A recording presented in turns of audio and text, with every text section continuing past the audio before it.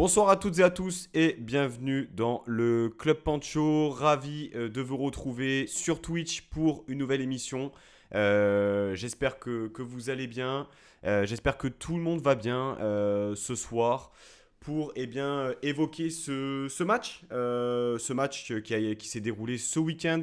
Ce match nul en terre auxerroise pour l'OGC Nice. Un but partout. Mais avant de débriefer ce match, permettez-moi de vous présenter les invités de ce soir. J'ai le plaisir d'accueillir Flo qui est avec moi ce soir. Salut Flo, comment ça va? Alors attends, il faut juste que je fasse un truc parce qu'on ne va pas t'entendre.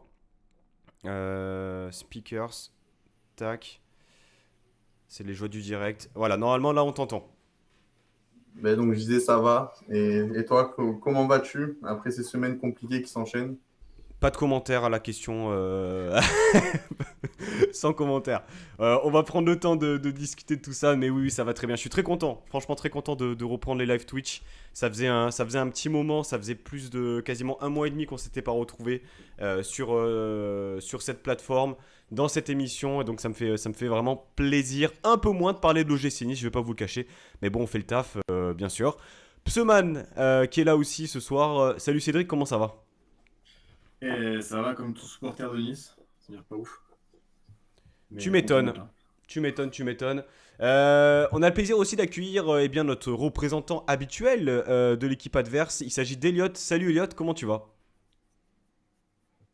Salut à tous, bonsoir les gars, bonsoir à tous. Ça va très bien et je te remercie d'avance pour l'invitation, ça fait très plaisir. Écoute, plaisir partagé, Eliott. Je salue Romain, Alex, Pilonnage aussi qui est là, Louraï. Alors, Louraï qui met un petit commentaire par rapport à un événement. Louraï, sache que il a privilégié l'émission, donc si ça c'est pas ça c'est pas une preuve d'amitié et de fraternité, je n'y comprends plus rien. Et Laura qui nous dit bonsoir à Xavi Simons. Effectivement, il y a des airs de Xavi Simons chez Elliott. Et il y a quelque De chose. Bilal, de Bilal Brahimi Ouais, aussi, hein, mon poulain. Bilal Brahmi, c'est moins ouais. glorifiant. C'est moins Ouais, glorifiant. mais c'est mon poulain, moi j'aime bien. Ou de Fabrizio Coloccini pour les plus anciens. Voilà. J'aurais plus dit Faes perso, mais Ah oui, ou de Faes aussi. Bon, blague à part, Elliott, tu es chez toi comme à la maison. Hein, tu l'auras bien senti. Messieurs, donc, on va dire une émission en deux temps. On va revenir plus en détail sur le match d'une manière, on va dire, chronologique, en revenant sur les compositions dans un premier temps, le score, accessoirement, si vous n'avez pas vu le match, mais je suppose que si vous êtes devant cette émission, c'est que vous avez vu le match, le choix des joueurs, si on peut considérer qu'il y a vraiment des choix qui ont été déterminants. Et également, Elliot, tu nous apporteras un peu tes lumières sur la JOCR, sur bien sûr cette remontée en Ligue 1 10 ans après, cette situation en interne qui est un peu compliquée, ce départ de Jean-Marc Furlan il y a une dizaine de jours environ. Et on fera un focus plus sur l'OGC Nice parce que vous vous doutez bien qu'il y a énormément de choses à dire. On ne sait pas par quel bout prendre la situation tellement qu'elle est préoccupante et qu'elle est inquiétante. Mais venons-en dans un premier temps au match. À ce match-là, donc, qui s'est terminé par le score de 1 but partout. L'ouverture de score d'Andy Delors sur une percée de Kefren Turam pour l'ouverture du score et une égalisation de Nuno D'Acosta. J'ai pas vérifié, mais on parle bien de l'ancien joueur de Lens, Elliot. Ouais, tout à fait, qui était à Caen, là, prêté à Caen la saison dernière par Nottingham Forest. C'est ça, le Ok, Cap-Verdien. ok. Bien, Flo, déjà sur ce match, on va peut-être prendre les choses dans l'ordre. La composition, continuité trouvée au travers de ce 3-4-3, absence de Dante suppléé donc par Rosario, Todibo qui a pris un peu ce rôle axial, même si on a vu pas mal Mario Limina redescendre un peu, surtout en première mi-temps dans cette défense à 3. Euh, Sofiane Diop absent aussi, titularisation de Ross Barclay, Nicolas Pepe soufflé un peu, Laborde a commencé. Déjà sur ces choix-là de prime abord, autant par rapport aux hommes qu'au dispositif, qu'en as-tu pensé? alors là, si on parle pas du match, donc juste du papier, hein, ça au moment où j'ai découvert la compo, offensivement, alors pour moi tout était logique jusqu'à ce qu'on arrive au niveau des trois joueurs offensifs, où à ce moment-là, j'ai de suite compris que ça allait être une après-midi très compliquée parce que quand tu mets trois profils dont aucun qui percute, quand tu mets trois profils dont aucun joueur ne sait faire des différences balle au pied, je parle par le dribble, la passe, oui, on avait Ross Barkley, mais par le dribble, il n'y avait aucun profil, pas de Nicolas Pepe, ce qui est normal vu qu'il fallait un peu le faire souffler, mais j'aurais bien voulu voir un Resilier qui de temps en temps apparaît, on ne sait pas pourquoi, et puis après, on ne le voit plus pendant 2-3 matchs, surtout en l'absence de Sofiane Diop. J'aurais bien voulu aussi voir peut-être, avec tous les absents, voir un Buonanni dans cet effectif pro, parce qu'à un moment donné, il nous manque cette percussion-là. Et ben, on l'a vu de suite, dès les premières minutes de jeu, aucune percussion.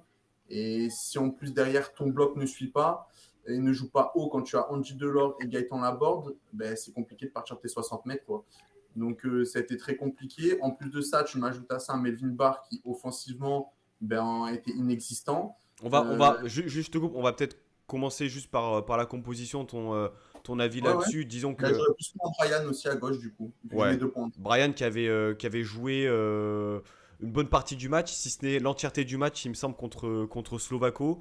Ouais. Donc qui avait peut-être aussi besoin de souffler, même si c'est vrai qu'il a peut-être beaucoup moins enchaîné que. À 3 matchs depuis le début de la saison. Quoi. C'est vrai aussi, qui était crédité quand même d'une bonne performance contre Slovako avant l'extinction des feux aux alentours de la 65e minute de jeu. Pseman, toi, ton avis de prime abord sur cette composition, surpris? Est-ce que tu as été convaincu par cette recherche de continuité? Flo parlait du manque de joueurs de percussion. Ton avis là-dessus au démarrage du match?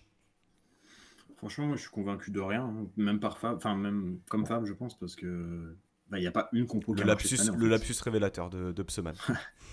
Non, mais il n'y a pas une seule compo qui a marché cette année, donc je sais pas te dire si on joue mieux en 4-4-2, en 4-3-3, en 5-3-2, 5-2-3, je sais pas. Bah, c'est Donc, vrai qu'on avait quand même vu des motifs d'espoir depuis le match de Paris où on avait justement aligné cette défense à 3 avec ses deux pistons. Il y avait aussi du mieux contre 3 pendant, on va dire, 70 minutes de jeu. Bon, de là à parler de match de référence, peut-être que c'est un peu osé, mais je sais pas, je suis pas convaincu. Après, j'imagine que si tu prends, enfin, c'était le plan, si tu prends Laborde, c'est pour le faire jouer avec Delors, sinon ça n'a pas trop d'intérêt. Parce que Laborde, il vient pas juste pour faire la doublure de Delors et vice-versa. Donc, les associer les deux, pourquoi pas. Après, tu mets Barclay derrière, qui est un bon technicien, mais qui n'a pas le coffre pour jouer 10 pour moi, pas encore en tout cas. Et d'ailleurs, il n'a pas fait un super match. Il a rarement d'ailleurs été en position de 10, il a souvent été excentré sur le côté, il n'a pas le profil, enfin, je sais pas. Et moi, ce milieu à deux, les Minaturam, moi je mettrais quelqu'un derrière, un BKBK ou un mec comme ça, et plutôt passer à une défense à deux avec un 6, plutôt que de faire ce milieu un peu chelou à deux avec un 10 devant. Enfin, je suis pas convaincu. Mais bon, après, vu qu'on n'a pas mieux joué quand on était en 4-4-2, je sais même pas quoi te dire, franchement, je sais pas. ok. Elliot, toi, par rapport à la composition de départ de la GOCR, déjà, peut-être un point de vue plutôt global sur le début de saison de la GOCR et de la dimension, on va dire, affective qu'a pu causer aussi le départ de Jean-Marc Furlan. De sources sûres, je peux le dire, le vestiaire a été très affecté du départ de Furlan, qui avait une bonne partie du vestiaire. Donc, toi, ton avis par rapport à la situation globale du club, par rapport à l'éviction de Furlan, déjà, avant de commencer et d'attaquer la partie auxerroise sur ce match. Alors, moi déjà, premièrement, sportivement, c'est une mise en route compliquée, une mise à niveau compliquée.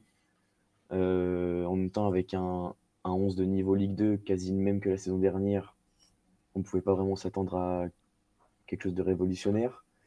Ouais, on a un passage de cap à faire qui met un peu de temps à se faire. On est déjà à la 11e journée et on sent qu'on ne l'a pas encore fait. Ce cap-là, il ne s'est pas fait non plus en interne cet été. Bon, on aura le temps de revenir là-dessus, mais c'est vrai que c'est une mise en route compliquée qui, du coup, cette mise en route-là, elle vient un peu se terminer, mais en même temps, elle n'est pas achevée, mais elle vient se terminer avec l'éviction de Jean-Marc Furlan, la fin d'un cycle. Très partagée la communauté sur l'éviction de Jean-Marc Furlan. attaché au vestiaire, en tout cas le vestiaire attaché à lui, c'est ce qu'on entendait. Après, en conférence de presse, le capitaine Birama Touré, il a dit jeudi dernier, ou vendredi dernier d'ailleurs, que ça avait plutôt boosté le groupe. On voyait une équipe qui était plus vraiment en accord avec ses principes de jeu, ou en tout cas qui ne le montrait pas du tout sur le terrain. On sait ce qu'on perd, on ne sait pas ce qu'on gagne. Négatif ou positif, l'éviction de Furlan, je ne saurais pas le dire. Personnellement, je pense que c'était nécessaire. En plus, après ce qu'il avait fait contre Clermont en toute fin de match. Maintenant, c'est partagé. J'entends les avis des gens avec qui je discute sur Twitter qui sont complètement contre son éviction. Après, voilà, chacun peut se faire son propre avis. Moi, je ne suis pas vraiment déçu.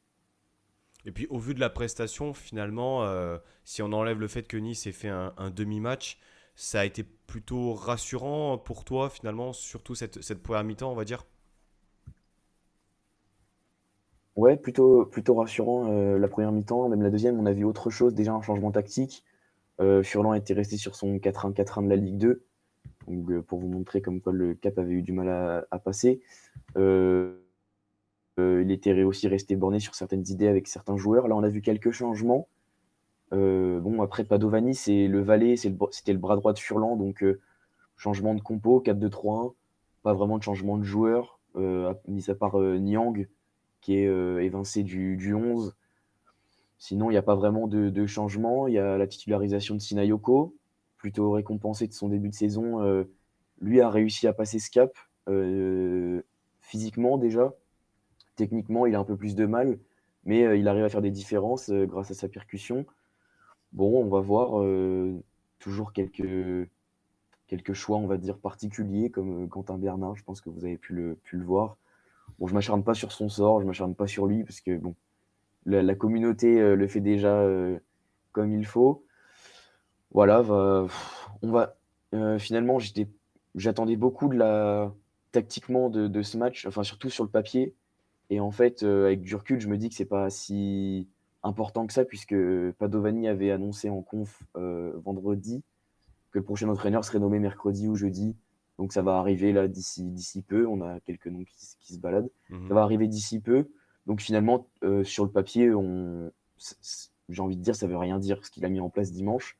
Même si plutôt satisfait parce qu'on ramène un point, enfin on prend un point contre un Européen qui a des blessures en ce moment, mais c'est un Européen quand même. Ça reste Nice, ça reste pas de la même gamme que la JA, donc plutôt content du résultat. Ouais, un supporter auxerrois plutôt convaincu, une équipe d'Auxerre convaincante aussi.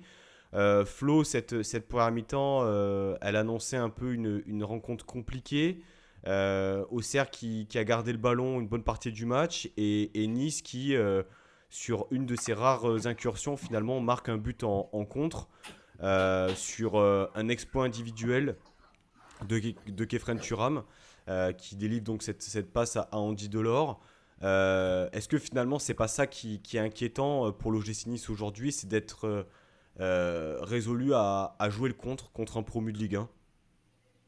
Ben, hormis un premier Ligue 1, c'est surtout une équipe qui, sans vouloir faire offense à la GIA, techniquement est une des équipes les plus faibles de la Ligue 1. Physiquement, c'est costaud, mais techniquement, et comme disait notre ami Auxerrois, ben, elle n'a pas passé le cap, cette équipe. Et ben, toi, tu es européen, et le souci, c'est que tu n'es pas au-dessus d'eux, techniquement. Donc voilà, tu n'arrives pas à tenir le ballon, tu n'arrives pas à positionner un bloc haut, tu n'arrives pas à mettre de l'animation, tu n'arrives à rien faire en fait. Tu as juste les bases d'une équipe de district, c'est-à-dire mettre en place un bloc, une compo le dimanche, et puis après, ben, adviendra qui pourra, mais tu proposes rien, tu mets rien en place. On parlait de Quentin Bernard, ben, désolé, non, je n'ai pas vu qu'il était nul parce que Melvin Barr l'a jamais testé. Donc, je ne peux pas te dire à quoi il ressemble ton Quentin Bernard. Voilà. Et c'est ça qui me dérange. C'est que notre auditeur là, qui est en face de nous nous dit ben, on a un joueur qui n'est pas du tout allé sur son côté droit. Mais ouais, mais mon piston gauche, il ne va jamais le jouer. On n'a pas vu une seule fois le piston gauche. Voilà. Et c'est plein de problèmes comme ça. Là, je m'en prends à Melvin Barr, mais je peux m'en prendre aussi au milieu de terrain qui, à part la percée de Thuram, a été inexistant, que ce soit la récupération du ballon ou en phase avec la possession. Tout à l'heure, Pseman le disait justement que Ross Barkley, il n'avait pas le coffre pour jouer en 10, mais Ross Barkley, à part aller fumer une chicha, là, il a le coffre pourquoi actuellement, Ross Barkley? pour rien du tout. Je veux dire, c'est un joueur de salon, là, actuellement, Ross Barkley, tout comme Gaëtan Laborde. Hein.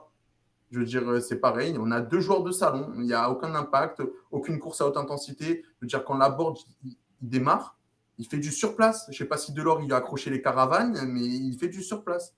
Je veux dire, là, c'est plus possible. C'est franchement, hormis que des joueurs ne soient pas au niveau techniquement, comme j'ai pu voir sur certains tweets comme Alex De Castro ou quoi, mais physiquement, ils ne sont pas non plus dans l'intensité. Il n'y a aucun domaine, et encore moins mentalement, il n'y a aucun domaine où cette équipe a le niveau du top 15 de la Ligue 1. On est top 13 parce que derrière, ça ne prend pas un point, ça n'avance pas. Oh les gars, on a 12 points en journée. 12 points en journée. Et le RC Lens qui est 3ème à 24 points, donc je vous laisse faire le calcul. Ils ont le double de. Prends même Lorient qui a 26 points et qui est deuxième, qui fait un début de saison exceptionnel. Oui, mais je comparais Lens parce que, admettons, on a plus ou moins les mêmes objectifs par rapport au projet. Lorient, on va dire, j'ai pas envie de parler d'un feu de paille parce que pour moi, c'est pas réellement un feu de paille. Mais disons que c'est très surprenant de les voir à ce niveau-là. Avant de donner la parole à Abseman, Flo, excuse-moi, je réponds juste à Erwin qui nous demande, Erwin ou Erwin, supporter parisien, je voudrais savoir si vous faites encore confiance à Lucien Favre parce que franchement c'est très compliqué. Écoute, là on se base sur le match de Auxerre Nice et on abordera le cas de Lucien Favre et des autres composantes autour du club dans une deuxième partie parce que finalement si tu abordes ce sujet-là, il y a plein d'autres choses à dire au-delà du choix du coach. Pseman, toi sur cette première mi-temps, voilà, je le disais tout à l'heure, un exploit individuel, peu de mouvements offensifs, une maîtrise technique supérieure de la part d'Auxerre, et surtout ouais, un manque de beaucoup de choses pour l'OGC Nice. Est-ce qu'on peut parler de la dimension physique? Moi je rejoins Flo là-dessus, en fait on a l'impression que cette équipe, aussi talentueuse qu'elle soit, du moins sur le papier, elle ne dispose pas, elle n'a pas le coffre, elle n'a pas le physique pour encaisser 2 matchs par semaine. Et c'est ça qui est inquiétant, non? Bah, il y a un côté physique, mais je pense pour moi, c'est pas le plus grave, c'est surtout le côté tactique qui fait peur. Parce que t'es à ton, je sais pas, je crois que c'était le 17e match officiel cette saison, et t'as toujours l'impression que les mecs ils comprennent rien, enfin ils savent pas ce qu'ils doivent faire, et ils savent pas où ils doivent jouer, comment ils doivent jouer, il y a aucune animation offensive, il se passe jamais rien, on fait jamais plus de 3-4 passes sans que ça soit vers l'arrière. Enfin, franchement, vous vous rappelez un moment où on a fait 3 passes vers l'avant et ça a amené un mouvement dans la surface. Enfin, moi, je me rappelle pas. Là, tu marques sur sûrement la première percussion de Thuram cette année qui a marché, parce que c'était sa grande force. Normalement, l'année dernière, les années précédentes, il était très bon là-dessus. C'est un des seuls joueurs percutants qu'on a dans notre équipe. Et là, pour une fois, ça a marché. Il est sur un jet, il élimine 2 ou 3 défenseurs, il met une super passe à Delors. Mais voilà, c'est tout. On a vu que ça du match. Le reste du match, il n'y a rien eu. T'as pas un joueur qui fait des différences. Quand Attal est là, des fois, tu as Attal sur son côté comme d'habitude, mais quand il n'est pas là, il n'y a personne. Là, Lotomba, c'est mauvais Lotomba, on est d'accord, hein, mais il a essayé. Il a un peu percuté, il allait vers l'avant, voilà. Et justement, tu parles de Lotomba. Est-ce que c'est pas justement préoccupant de se dire qu'aujourd'hui, enfin du moins sur ce match-là, ton atout offensif numéro 1, celui qui a le plus créé, du moins qui a le plus tenté, c'est ton piston droit qui a réalisé 2 bons matchs et demi depuis son arrivée au club il y a 3 ans, quoi. Ouais, bah après dans un 5-3-2, c'est normal que ça vienne des côtés le danger, mais le problème c'est que voilà, lui au moins il avait de l'envie, il a essayé, il a attaqué, voilà. Après le problème c'est qu'il fait jamais la bonne passe, il manque 10 centres 11 centres sur 10 même. Il est pas bon, il est vraiment pas bon. Mais il a essayé. Je me disais, dans les mêmes circonstances, tu avais Attal à sa place, peut-être que ça aurait fini en but, je sais pas. Mais voilà. Et Barre de l'autre côté, c'est pareil. Barre, franchement, moi, je lui en veux pas pareil. Il a l'envie, tu sens qu'il essaye, il va au charbon, il va au contact à chaque fois. Mais il s'est pas centré. Et les 2 mecs savent pas centrer. Genre, le dernier bon centre de Barre, je me rappelle pas non plus. C'est un truc de fou quand même. T'as des mecs qui sont là sur les côtés, leur mission première, c'est faire remonter le ballon et centrer. Et il y en a aucun des 2 qui s'est centré. C'est chaud pour des latéraux de Ligue 1 européens. C'est chaud. Donc voilà. T'as l'impression que Brian, il est un peu meilleur offensivement que Barre sur sa qualité de passe et tout ça. On l'a vu contre, je sais plus, c'était contre le Slovako, où il met une belle passe à Diop. Mais voilà, après, le danger vient jamais du milieu de terrain. Il vient jamais des attaquants qui font la différence. C'est super. Il se passe rien, quoi. Donc, il y a peut-être un problème physique, comme tu disais, mais pour moi, le plus gros problème, il est tactique. T'as l'impression que les mecs, ils savent toujours pas comment ils doivent jouer. Ben, en fait, pour rejoindre un peu ce que tu dis, Pseman, parce qu'effectivement, je pense qu'on peut pas uniquement dire que c'est problème physique. Il y a sûrement de la tactique, il y a sûrement de la technique. Moi, Flo, moi j'ai une question à te poser. Du moins sur le match, dans l'animation, il y a une recherche constante de la largeur. On voit beaucoup forcément les pistons qui recherchent la largeur, mais il y a un manque cruel au milieu. Je ne sais pas si vous avez cette image, c'est en première mi-temps, où on a la balle au milieu de terrain. Tu as les deux pistons qui sont sur les côtés, les trois joueurs derrière, les deux milieux qui tiennent le ballon, et tu as un no man's land au milieu. T'as rien, t'as un vide intersidéral, et puis tu as donc les trois joueurs offensifs qui sont sur la même ligne. Et ça contrebalance un peu avec la rentrée de Pépé, qui, même s'il n'a pas tout réussi, a apporté quand même un peu de liant qui manquait, parce que justement, il venait récupérer les ballons, il venait porter un peu, il venait créer un mouvement. Je sais pas ce que tu en penses, Flo, là-dessus. Est-ce que justement, cette recherche de largeur-là et ces consignes-là, finalement, elles sont peut-être pas appropriées à la qualité de nos joueurs à l'heure actuelle? Ben, moi, déjà, je vais rejoindre Seman sur le fait que, comme Seman dit que le danger vient jamais du milieu de terrain, c'est évident parce qu'au milieu de terrain, toutes les équipes contre qui tu joues, tu es en sous-nombre. Je veux dire, tu as quand même eu le culot de jouer l'OM qui était en pleine bourre à deux milieux de terrain contre un milieu à trois quand on connaît la qualité des milieux de terrain adverses. Tu as joué l'AS Monaco avec un milieu à deux. Je veux dire, à un moment donné, ton équipe, elle n'arrive pas à produire du jeu et tu t'entêtes dans un milieu à deux. Ça, c'est une erreur qu'on peut reprocher à Lucien Favre. Maintenant, pour aller dans ton sens à toi aussi, Pancho, ta meilleure période du match, même si elle n'a pas été bonne, c'est quand Rosario n'hésitait pas à venir s'intercaler quand tu avais le ballon entre la ligne défensive et la ligne du milieu de terrain qui venait jouer comme un 6. C'était autour de la demi-heure de jeu. Juste après le but, quand tu as commencé pendant 5 minutes à un peu mettre le pied sur le match, c'est là où ça est devenu intéressant parce que Rosario est monté d'un cran et c'est là où je me suis même dit, mais putain, est-ce qu'on n'aurait peut-être pas trouvé le système sans le faire exprès, pourquoi pas un 4-4 de losange au final? Parce que tu gardes cette largeur, tu gardes cette idée de piston et tu gardes ce surnombre au milieu. Et il est réclamé par pas mal de gens depuis le début de l'année, ce système-là, surtout que tu as 15 milieux de terrain. Donc, c'était intéressant d'avoir Rosario comme premier relanceur, avoir ce numéro 6 aussi, comme disait Pseman, que tu mettes BK, que tu mettes Kefren ou Mario, je ne sais pas qui tu peux mettre en 6. Mais ce qui est intéressant aussi, c'est que quand tu es bloc haut, tu as une sécurité avec cette sentinelle. Ça veut dire que tes deux relayeurs, ils peuvent aller chercher plus haut aussi le bloc adverse. Et ce numéro 6-là, en fait, pour moi, actuellement, il est indispensable dans le jeu de Nice. Il est indispensable dans ce milieu de terrain parce que maintenant, le football, tu le régules au milieu. Si tu n'as pas la main mise au milieu de terrain, après, tu peux décider de défendre ou d'attaquer. Mais si tu n'as pas la main mise au niveau du milieu de terrain, ton match, il ressemble à rien. Et Donc on le voit toi, là, donc toi, tu serais partisan d'un retour à 3 milieux de terrain, Flo. moi, je serais partisan au minimum à un retour à 3 milieux de terrain, si ce n'est peut-être pas un losange. En tout cas, en plus avec les blessés actuellement. Parce que tu n'as plus de joueurs capables de jouer sur le côté à part Nicolas Pepe. Donc oui, moi, je suis pour un milieu à 3. Et surtout contre les gros. Surtout contre les gros. Elliot, toi en tant que suiveur au Serrois, on en parlait un peu en off. Je pense que tu suis le football français de manière générale. Déjà, qu'est-ce que tu as pensé de la prestation de l'OGC Nice d'une manière neutre et du projet Ineos comme il est annoncé dans les médias depuis plusieurs semaines, voire plusieurs mois? Alors déjà, sur le terrain, comme je vous ai dit un peu en off, j'ai trouvé une équipe sans fond de jeu, comme vous dites en fait depuis tout à l'heure, sans base tactique. C'est-à-dire que il n'y a pas de je décroche, je pars dans ton dos. Il y a pas des choses simples. Même les choses simples, j'ai l'impression qu'elles sont pas forcément acquises ou pas forcément mises en place. C'est vrai que les pistons et particulièrement barres, c'est compliqué sur l'essence. C'est-à-dire que quand vous arrivez à trouver un décalage sur un côté, bah, finalement, ça arrive rarement dans la surface. Et même, Panso parlait de l'animation offensive. C'est vrai que les trois offensifs, les trois attaquants, avaient beaucoup de mal à se trouver et beaucoup de mal à jouer ensemble. Et en fait, j'ai trouvé ouais, un manque de liant, comme tu disais.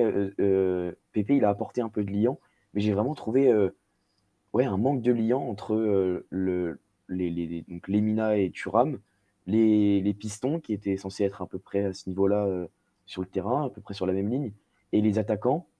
Il y avait vraiment un manque de liant. Et Barclay, c'est vrai qu'il il a eu du mal dans ce match. Après, la défense à 3, j'ai trouvé que ça avait plutôt bien marché, même si Todibo, il y a une ou deux fois où il a Mhm. quand même failli faire des petites erreurs qu'auraient pu coûter un but. On a senti que J'ai le j'ai bien manque aimé. de J'avais. que l'absence de Dante a fait mal à la relance, hein. La sérénité qu'il pouvait avoir derrière, ça a manqué, hein. Ouais, ouais, c'est vrai. C'est vrai. Malgré tout, j'ai bien aimé Rosario. Je sais pas vous si vous le préférez en 6 ou plutôt dans une défense à 3. Sur le banc, Je préfère pas. Ah, ok. véritablement. Ok. Après, Après, il a là où pas je fait un te mauvais Bon, rejoins, match, moi, hein. Il n'a pas été mauvais là en central. Ah, ouais, après, là où je te rejoins, c'est que dans ce système hybride de 3-5-2, 4-4 de losange, il peut être très intéressant. ouais. ouais, moi, je l'ai trouvé plutôt intéressant. Après, pour revenir sur le projet, bon, le projet Ineos, pour un avis extérieur, est-ce que on peut vraiment y croire? Enfin, y croire dans le sens où est-ce que les ambitions annoncées quand ils sont arrivés il y a quelques années et les ambitions qu'ils annoncent en fait tous les étés, est-ce que c'est réaliste? À voir. Bon, vous avez arraché une place européenne la saison dernière, c'est la conférence. C'est toujours ça, c'est une place européenne. Mercato plutôt intéressant, quand je vois Viti, c'est des joueurs plutôt intéressants, c'est pas du nom, c'est pas clinquant, mais ça peut être des révélations, on va dire. Après, le départ de Guiri, j'avoue que j'ai pas trop compris. Arrivée de Laborde, bon, on voyait Laborde de l'or. C'était une paire d'attaquants qui avait super bien fonctionné à Montpellier. Ça a l'air d'être un peu plus compliqué. Et même, bon, moi j'étais au stade, et en première mi-temps, je les ai vus plusieurs fois pas s'embrouiller, mais s'accrocher un peu, se parler, sûrement se parler du match, mais ouais, quand même se reprocher des Hmm. choses de On sent manière qu'il n'y a assez. pas une cohésion d'équipe qui est Mm. forcément hyper intéressante. Et c'est une passe décisive que tu viens de me donner, Elliot, parce que clairement, moi je pense que l'image qui m'a le plus marqué, c'est lors de la blessure de Delors, Pseman. Delors se blesse, on voit qu'il souffre. Ça a été mentionné par Prime. Tous les joueurs vont boire. Honteux, honteux, absolument. Genre, j'ai pas les Ouais, ouais, mots. le mec de Terrain de Prime, il a dit, ouais, c'est chaud quand même. Non, Le mec, mais tout le monde je veux pensait dire, qu'il s'était fait les croisés, et non, il mais n'y a personne qui va c'est checker. ça. Enfin, je veux dire, j'ai Ouais. pas envie de remuer de remuer la merde, etc. Et et de parler de certaines choses négatives autour du club, mais au bout d'un moment, il y a les faits. Je veux dire, Delors, c'est un leader, c'est un mec expérimenté, c'est un type qui t'a sauvé la saison dernière, c'est pas n'importe qui. C'est censé être une de tes coqueluches, même s'il a eu un peu de mal depuis le début de saison. Putain, l'ignorance totale, alors que ce sont des Auxerrois qui viennent en premier prendre de ses nouvelles. Ah, je me suis dit, non, mais il y a un problème. Il y a un problème dans cette équipe. Je sais pas si ce que vous en pensez, Pseman, est-ce qu'il y a raison ou pas de pointer ça, mais ça donne pas forcément Bah, une indication positive sur la cohésion de groupe, quoi. je suis pas sûr qu'on a un groupe super soudé et super. Voilà, je suis pas sûr qu'ils soient tous hyper potes et qu'ils aillent bouffer ensemble en dehors des matchs et tout ça. Après ça, à la limite, je m'en fous un peu si t'as les résultats, mais quand t'as ni l'un ni l'autre, c'est chaud. Bah, Donc, généralement, c'est lié, hein. bah, c'est pour ça, ouais. L'un va avec l'autre. Mais à la limite, tu peux avoir des bons résultats avec des mecs qui s'aiment pas. Ça arrive. Mais moi, je dis pas qu'ils s'aiment pas, hein, mais là, enfin, je pense qu'on a ni l'un ni l'autre. On a ni un bon groupe, c'est-à-dire un groupe qui s'entend bien, qui vit bien ensemble et qui se bat les uns pour les autres, etc. Ni des bons joueurs sur le terrain, quoi. Enfin, ouais, je sais pas. Franchement, honnêtement, je suis à court de solution, moi aussi, hein. Je sais même plus quoi proposer. Tu prends des mecs comme Pépé, et tu te dis, putain, enfin, un mec qui va pouvoir nous apporter ce qu'on cherche depuis des années, un mec qui va percuter, un mec qui a du talent pour faire la différence à lui tout seul et tout. Puis finalement, ça a duré un match et demi, même pas. Maintenant, Pépé, tu sais même pas ce qu'il fout là. Il a l'air d'avoir zéro envie d'être là. Enfin, en plus, les histoires des prêts sans option achat, je trouve ça une connerie magnifique parce que le mec, c'est qu'il va pas rester. Donc, qu'est-ce qu'il s'en fout de qualifier en Europe? Il sera pas là l'année prochaine, de toute façon. Ouais, mais Donc, t'as bien vu ouais. que les prêts avec option d'achat, c'était pas forcément plus glorieux, hein. Hormis Todibo. Non, mais je veux dire, le mec, au moins, il peut se dire, je sais pas, s'il se sent bien dans le club, il peut se projeter l'année prochaine et il va lutter jusqu'au bout pour ramener le club le plus haut possible. Là, le type, il sait dès le départ qu'il sera pas là l'année prochaine. Donc, déjà que ça peut être un mec hyper motivé, il a encore moins de motivation, sachant que dans tous les cas, en août prochain, il sera à Arsenal. Enfin, pourquoi il va se faire chier à nous amener en qualification européenne voilà. Lui, dans tous les cas, sa place en sélection, elle est assurée, parce qu'en Côte d'Ivoire, il sera toujours titulaire. Arsenal, il va y retourner, il va continuer à prendre son salaire de première ligue, avec un peu de chance, il va jouer ou à se faire prêter ailleurs. Voilà, il est là à Nice parce qu'il fait beau, parce qu'on avait un projet sur le papier sympa, mais au final, en termes de motivation, il n'a pas l'air Bah, hyper dedans, quoi. là-dessus, je te trouve, je te trouve peut-être un peu dur sur Nicolas Pepe. Par contre, ce qui est sûr, c'est que, étant donné qu'il vient en prêt sans option d'achat, tu es censé normalement attendre des résultats immédiatement. C'est-à-dire que le mec, il est censé t'apporter quelque chose sur le terrain. Il commence petit à petit, je le trouve bien plus en jambes.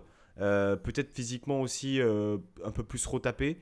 Mais effectivement, je pense, Elliot, tu parlais de recrutement ambitieux. Effectivement, offensivement, peut-être qu'il a été ambitieux, mais il a été, je pense, un peu déséquilibré aussi avec le manque de recrues en latéraux. Enfin, quand tu prends un mec en panic clown inconnu au bataillon qui était remplaçant en championship, ça montre un peu que t'as été pris par le temps et pris par le manque d'idées. Vous parliez de Delors, Delors encore buteur. Malgré le début de saison collectivement compliqué, il est là. Un but dans le jeu, c'est rare pour être souligné, mais quand même. Et une blessure. Alors, si j'ai raté une info, vous me le dites, mais ça n'a pas été communiqué, comme de nombreuses choses qui ne sont pas communiquées par le club finalement. On ne sait pas si il sera absent pour une longue durée ou pas. Déjà, peut-être un Flo, premier avis sur la sortie de Delors. Tu perds en une semaine Sofiane Diop et Andy Delors. Au-delà des résultats compliqués, il y a beaucoup de choses qui s'effondrent là. Euh, pour moi, ça change rien. Dans le sens où c'est peut-être même une bonne chose. Comme ça, on va peut-être enfin être obligé de mettre des jeunes. Voilà. Je dis pas que c'est bien fait pour Delors, hein, attention, hein, je lance mes propos, mais comme ça, on va peut-être être dans l'obligation de lancer des jeunes. On va être dans l'obligation de voir de nouvelles choses. On va peut-être être dans l'obligation d'amener une continuité à un joueur comme Raré Silier, qui a 19 ans. On va être peut-être obligé de lancer Buonani. Ça va peut-être nous amener des obligations avec des joueurs qui ont plus d'envie. Je parle pas forcément de l'or, hein. Je parle du 11 en général. Et ça va nous faire peut-être prendre des risques, peut-être même obliger un changement tactique. En fait, je vois que ce qui pourrait nous sortir de cette situation, ce serait que des choses imprévues, vu que quand tout est normal, rien ne va. Donc voilà, tout à l'heure, tu parlais du mercato, on parle aussi de l'aspect tactique. J'ai une stat entre les joueurs qui sont revenus de prêt et les joueurs qui sont partis et les arrivées, les départs. Lucien Favre, il a vu 40 joueurs pro passer entre ses mains entre début juin, 1er juin et 31 août. Comment tu veux travailler tactiquement quelque chose, même si on est mi-octobre? C'est une pré-saison, c'est que ça sert à ça. Après, il est arrivé fin juin à sa décharge. Il est arrivé fin juin, mais c'est surtout que les 3 derniers jours du mercato, tu lui as vendu 7 joueurs, tu lui en as acheté 7. Avec aucune cohérence. Parce que notre ami Auxerrois disait que le mercato sur le papier était plutôt sympa, mais pour moi, je suis désolé, mais c'est le festival de Cannes, quoi. Tu as ramené des anciens noms sur un tapis rouge, mais elle est où la garantie sportive? Aucun avait une garantie sportive. Ross Barkley, il n'avait pas de garantie sportive. Aaron Ramsey, que j'adore parce que je suis Arsenal, c'est mon deuxième club de cœur après Nice, aucune garantie sportive. Et par contre, là où je peux contredire Pseman, c'est que Nicolas Pepe, il ne s'en fout pas d'être venu à Nice parce que il en a besoin. Il a besoin d'une grosse saison pour se relancer parce que sinon, l'année prochaine, il va finir dans un club exotique en Grèce ou à Chypre parce qu'Arsenal, il ne gardera pas. Mikel Arteta, il ne gardera pas. Donc, il a absolument besoin de se relancer. On a vu aussi qu'une prêt sans option d'achat avec William Saliba, ça avait super bien marché à Marseille. Donc, je me dis que cette option-là, elle n'était pas mauvaise. Après, pour moi, on peut taper sur Pépé, on peut taper par moments sur Diop, mais moi, je tape sur la board. Mais ils ont qui derrière pour leur ramener les ballons? Ils ont quoi comme animation? On leur propose quoi pour les mettre dans de bonnes conditions? On leur propose rien à ces joueurs-là. Comme on proposait rien à Minguiri sur les 5-6 derniers mois avant qu'il parte. Moi, c'était pas que de la faute de l'animation, il y avait aussi de la faute d'Amine. Mais je veux dire, à un moment donné, ça fait. Là, on parle du début de saison, mais ça fait depuis mars qu'on voit Pugliese jouer au football. Avec Galtier, c'était des réactions mentales, mais dans le jeu, il ne se passait plus rien. Il était dans la continuité, avec une direction qui est catastrophique. Le conseil d'administration, parce que là, la direction l'a changé, mais vraiment, le conseil d'administration, les Braceford, les Radcliffe et tout, mais c'est catastrophique. Notre président River qui ne monte jamais au créneau pour ouvrir sa bouche sur l'arbitrage. Tu dis parler de la communication, il n'y en a aucune qui est faite. On ne sait même pas ce qu'il a en dit de l'or. On ne sait même Ouais. pas pourquoi Boudaoui n'était pas dans le groupe, les gars. Ouais, On c'est ne vrai sait- ça. On ne sait même pas pourquoi Hicham Boudaoui n'était pas dans le groupe. Je veux dire, ce club, excusez-moi, il est géré à la pisse. Ouais, mais vraiment. Excusez-moi, je Et suis Boulka aussi. Boulka, ça fait 2 matchs qui manquent, malade. Mais bon, c'est quoi, maladie qui dure 4 jours sans même pas être sur le banc ou dans le groupe bon, ça va. Et pour répondre à votre question, le groupe vit mal, ben oui, il vit mal. Depuis juillet, août, je cesse de dire que ce groupe il vit mal et que ça ne va pas. Il y a une cassure. Et le 6, c'est que ben, là, il y a un autre groupe, c'est les Anglais. T'as Radcliffe et t'as le vestiaire. C'est compliqué. Et le groupe, il ne vit pas bien, mais c'est depuis août qu'il ne vit pas bien. C'est pas de maintenant. Et tous ces signaux faisaient que cette saison allait être compliquée. Voilà, mais le souci, ben, c'est que là tu es dans une impasse jusqu'à janvier. Et j'ai même envie de te dire qu'en mercato hivernal, tu ne pourras rien changer parce que la moitié de tes joueurs, ils sont en prêt avec un contrat de 1 an. Donc, tu ne peux même pas changer l'effectif. Parce que tu peux ramener des Ou alors tu empiles les joueurs masses et tu prends de salariales. l'avance. Moi, alors, pilonnage, là, fait une passe D, hein, mais encore une fois. Mais qui dit, on espère que Ghisolfi va vite se mettre au taf. Faut savoir quand même une chose, c'est que donc, Florent Ghisolfi a été nommé directeur sportif de l'OGC Nice. Il devrait, d'ici quelques jours, être officiellement nommé. On attend le communiqué de l'OGC Nice qui ne dit rien, comme tu l'as dit, Flo. Comme pour Bokeh, hein, au final. Bokeh, ça a été. Bokeh, il a tweeté Non, mais lui-même. ça a été fait, mais il était là depuis 1 mois et il y a une officialisation 1 mois après. Ouais, Je sais bon, pas pourquoi. on saura pas exactement. Mais c'est vrai qu'il a dit en partant qu'il avait bouclé le mercato hivernal du RC Lens. Donc moi, je me dis, le mec, il sait comment bosser. Il a montré qu'il pouvait faire de grandes et belles choses avec le RC Lens, avec des moyens réduits. Est-ce que finalement, c'est pas une bonne chose et la trêve Coupe du Monde ne tombe pas au bon moment, Pseman? Ah bah si, oui. De toute façon, une période sans match, ça va forcément être une bonne chose en ce moment. Parce qu'il faut continuer à bosser, il faut continuer à s'améliorer. Alors le mercato, honnêtement, j'en sais rien parce que tu vas pas pouvoir rattraper ton mercato de merde de cet été, cet hiver. Hum, Comme l'a dit Florian, on a empilé des stars, voire des anciennes stars. Depuis le début, je me suis fait allumer sur Twitter dans tous les sens, hein, mais depuis le début, je trouve que c'était une connerie ce mercato qui a été mal géré. Surtout quand On a River, fait, tu dis que c'est un mercato de rectification. Hein. ouais, on a fait que du bling bling pour faire des noms. Enfin, je pense que c'est Ineos qui a voulu ça, hein, mais surtout parce que les 3 quarts des mecs qu'on a pris, ils étaient en première ligue ou ils sont passés par la première ligue et voilà, avec Moody, pardon, et Brailsford là. Et je sais pas, on a fait un mercato qui avait aucun sens. Soi-disant, Favre, il venait parce que Fournier est parti et que du coup, il pouvait avoir la main sur le mercato, machin. Des conneries.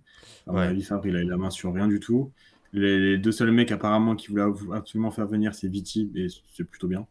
Et il y est. Il a joué les premiers matchs titulaires. Maintenant, il est dans le groupe, il n'y rentre même plus. Donc, bon, je sais pas pourquoi il est venu. Je sais pas. Enfin, moi, le mercato cet hiver, j'attends rien. Franchement, j'attends rien. Et de cette saison en général, j'attends pas grand chose non plus. J'espère qu'on va sauver les meubles, qu'on va faire au moins top 10, mais c'est vraiment moche. Et qu'on va pas tomber en Ligue 2. Et ouais, on va dire allez, top Ouais, 10 je et on comprends verra pas. l'année prochaine. On a dévié parce qu'il y a des choses à dire forcément. Mais juste pour revenir au match, et effectivement, alors moi, il y a quelque chose qui m'a choqué. Je l'ai pas noté, mais ça me revient. C'est alors j'ai pas les stats, hein, mais le pourcentage de duels gagnés sur ce match-là. Le nombre de duels perdus et donc gagnés par la JOCR.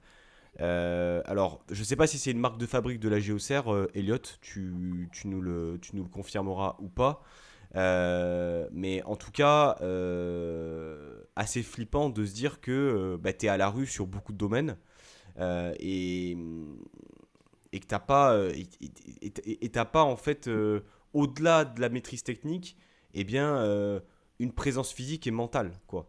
Donc moi c'est ça qui m'a un peu interpellé sur ce match-là et je pense que effectivement c'est mentionné par Alex sur le chat.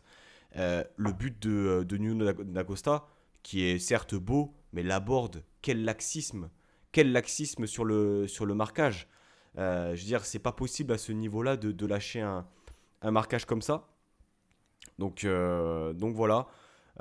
Pour revenir sur cet élément-là, euh, qu'est-ce qu'on peut dire de plus? Déjà, Elliot, est-ce que toi, ça t'a surpris Est-ce que déjà tu partages un peu cet avis-là? Auxerre a eu plus de réussite dans les duels, a été beaucoup plus présent. Est-ce que c'est un des fondements du jeu de la JA ou pas? Alors, déjà, comme le disait tout à l'heure Florian, je crois que c'est Florian qui le disait, c'est vrai que physiquement, c'est à peu près le seul secteur, on va dire, du jeu dans lequel on a réussi à passer le cap. Et encore, certains joueurs, parce qu'on voit Gauthier Hein, qui surperformait pas, mais il performait la saison dernière en Ligue 2. Et cette saison, il a beaucoup de mal. La preuve, il est rentré à la 80e, je crois, ce week-end. Il a beaucoup de mal, à l'inverse de Perrin, par exemple, ou Sinayoko, qui ont réussi à passer ce cap-là. C'est pareil, physiquement, ça a fait du bien l'entrée de Raveloson dans le 11 avec le 4-2-3-1. Touré était un peu esselé tout seul en 6 dans le 4-1-4-1 de Furlan. Là, avec le 4-2-3-1, Raveloson est entré dans le 11, ça a fait du bien à tout le monde. Ça a fait du bien techniquement, physiquement, pardon, parce que techniquement, Raveloson, c'est nul, on va le dire. Après, il a été vraiment précieux à la récup. Après, juste pour la petite anecdote, j'ai la stat. On a gagné 39 duels quand vous en avez gagné 55. Ok. Donc, j'ai la- j'ai regardé la stat juste avant que ça commence. J'ai été chercher la stat. Eh ben, Et c'est vrai que c'est assez étonnant parce que franchement, sur le match-là, autant les duels aériens, les Si vous duels. voulez, j'ai un complément pour expliquer la stat, en Ouais, fait. alors, ouais, bah, si, Alors, si, si en tu fait, l'as, c'est ouais. que tous nos duels, on les a gagnés dans notre moitié de terrain. Donc, on risquait pas de venir trop vous embêter offensivement. C'est-à-dire que nous, on a gagné nos duels dans notre moitié de terrain et vous avez gagné les duels dans les vôtres. Vu que le jeu s'est plus souvent passé dans c'est notre ça. moitié de terrain que de la vôtre, ben, et heureusement qu'on les a gagnés, ces duels, parce que sinon, tu gagnes 3-1 ou 4-1 le match encore. Hmm. Donc, Ouais, c'est voilà, vrai c'est que juste la stat. Djoubal a réussi à quand même bien cadrer les ballons aériens sur Delors et Laborde. Enfin, surtout sur Delors en début de match, c'est par là que vous essayez de passer. Ouais, ça a été bien gagné dans les airs. C'est vrai que sur le match, j'avais vraiment l'impression qu'il y avait une bataille au milieu, mais qu'elle était quand même assez régulièrement gagnée par Raveloson et Touré au milieu. Bon, après, bon, la stat, c'est vrai que on a passé une bonne partie du match dans votre moitié de terrain. Voilà, c'est vrai que physiquement, on est peut-être notre meilleur registre, on va dire.